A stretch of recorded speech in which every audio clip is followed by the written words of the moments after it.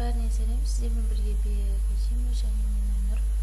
Бұл сабақта head бөлімі туралы айтатын боламыз. Алдымен аштан формасını ашады. Индекс аштан тест ашамыз. Head бөлімі веб парақшасы туралы жалпы мәліметті қамтиды. Оны мета мәлімет деп те атайды. Мета термині ақпарат туралы ақпарат дегенді білдіреді. Басқаша айтқанда мәлімет туралы ақпарат. Head бөліміндегі элементтер браузерде көрсетілмейді. Бұл жерде браузерде бет белгісі көрсетілетін тайтылдан бөлек. Яғни тайтыл ғана бетте көрсетіледі. HTML стандартына сәйкес head бөлімі тек бірнеше тегтерден ғана тұрады. Ол link, meta, title, style, script сияқты. Біз script, link және meta жайлы айтатын боламыз.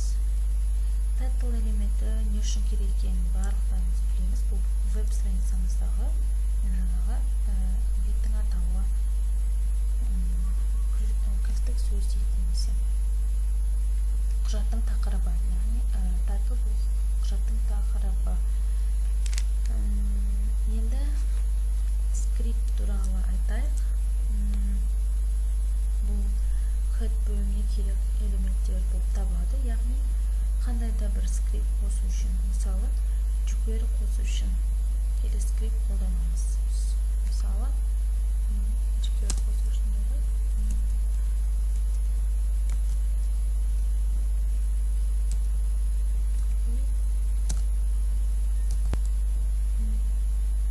source және бұл жерде скриптке жол жазамыз.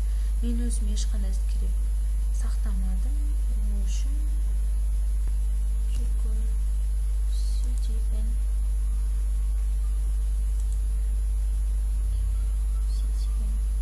бізге екі емес, бізге бір керек.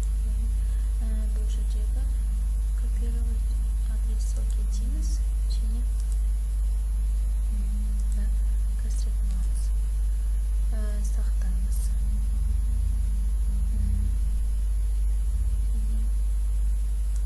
Тексеріп көріңіз.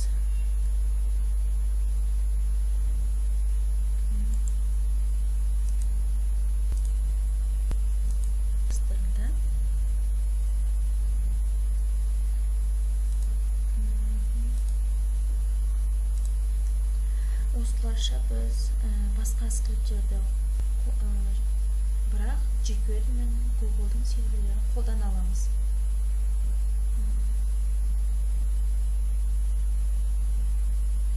Тегімізді қарастырайық. Бұл link, бұл link rel және href атрибуттарынан тұрады. Линктегі екі атрибуты бар, rel және href. Бірінші атрибут қарым-қатынасты білдіреді. Веб страница мен hrefке жазылатын файл арасындағы связь, яғни қарым-қатынас. Hrefке style CSS деп жазылады.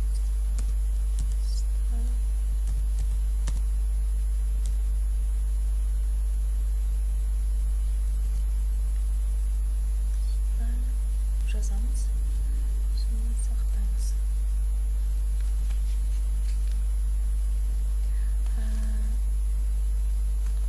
Style sheet дейміз. Бұл таблица стилей дейді. Яғни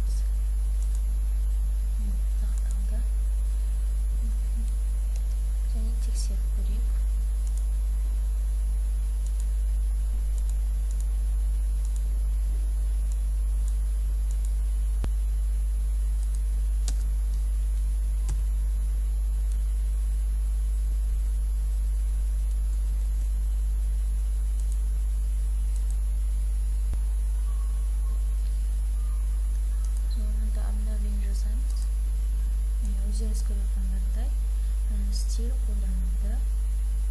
Style сөзсіз сыртқы стиль көрсетті. Және мұнда file дейік.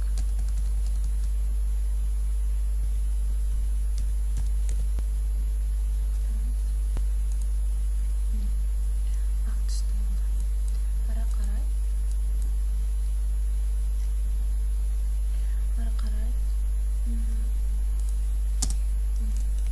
style тегін жазап, style тегін жазап, мынада body background, және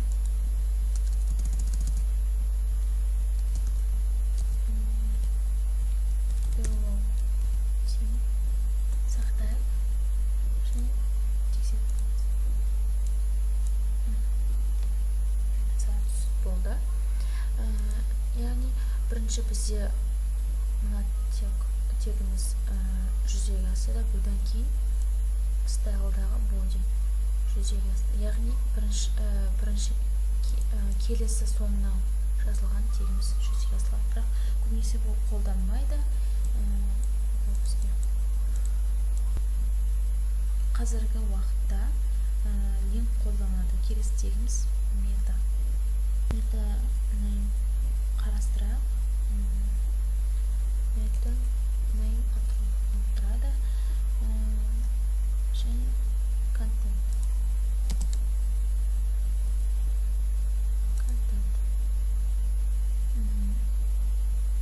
Бұл яғни meta name'ге keywords деп жазайық.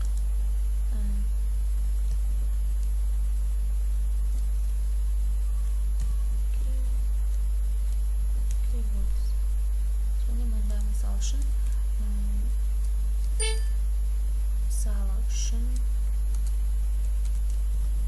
моя первая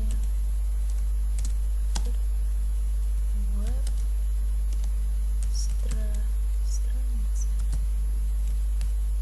Моя первая веб-страница дейміз. Яғни бұл түсінікті болған шығар. Бұл веб-парақшамыздағы кілттік сөз. Келесі бұл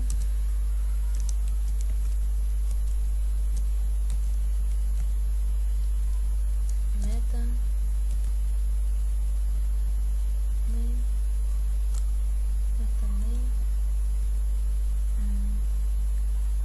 description.